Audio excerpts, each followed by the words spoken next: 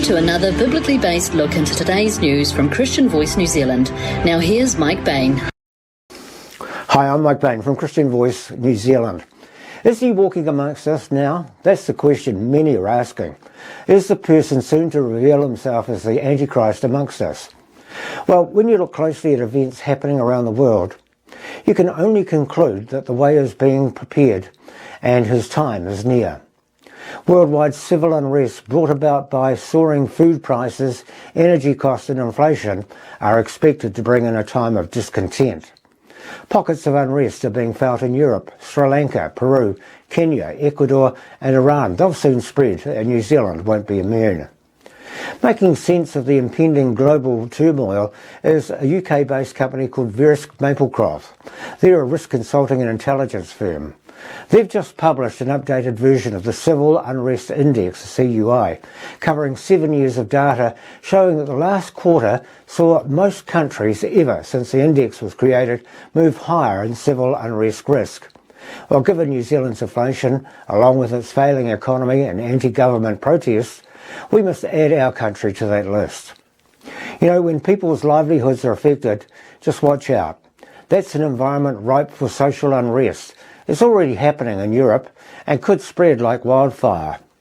Already, New Zealanders are sucking up an 8% increase in food prices in August alone. High energy costs and an unaffordable housing market are adding to it. Couple this up with the growing number of people who are reliant upon the government for food and housing. It's clear the New Zealand government has no answer to this spiralling, out-of-control economy, except to print more money, devaluing the dollar along with its buying power. Only a significant number in global food and energy prices can arrest the negative global trend in civil unrest risk.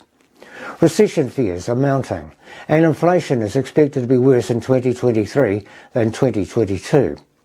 We're watching civilization crumble all around us, and we're rapidly plummeting into the abyss of anarchy, madness and chaos. And the days ahead, well, they're not going to be too pleasant.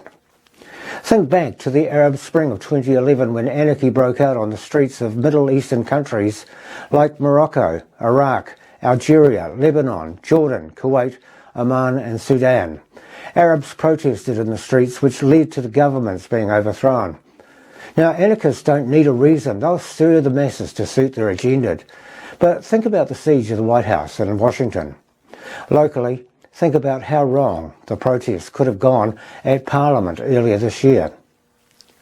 Many Bible prophecy scholars speculate that such worldwide anarchy could open the door to civilization crying out for someone to save us from ourselves. But instead of looking to God, society will turn to yet another politician who will offer promises of peace and solutions to the world's problems. But instead, it'll begin one of the most terrible times of all world history. This period is known as the Great Tribulation, and it'll last 7 years and be instigated by the one known as the Antichrist. The Antichrist will bring about peace and security for a world under a one-world government, but it won't last.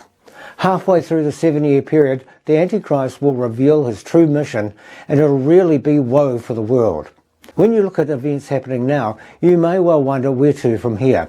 Well, let me tell you about how no politician in this country can bring the population together when their back pockets have been decimated. Add into the mix the overseas influences, the prospects of New Zealand appear dire. The ride of the four horsemen described in the Bible book of Revelation has begun. Already we've seen the impact of what's described, but there is more to come. So friends, I urge you now, before we see the Antichrist, to read the Bible, accept Jesus into our lives. If you're lukewarm, heed the lessons from the book of Revelation when the Laodicean church was being judged.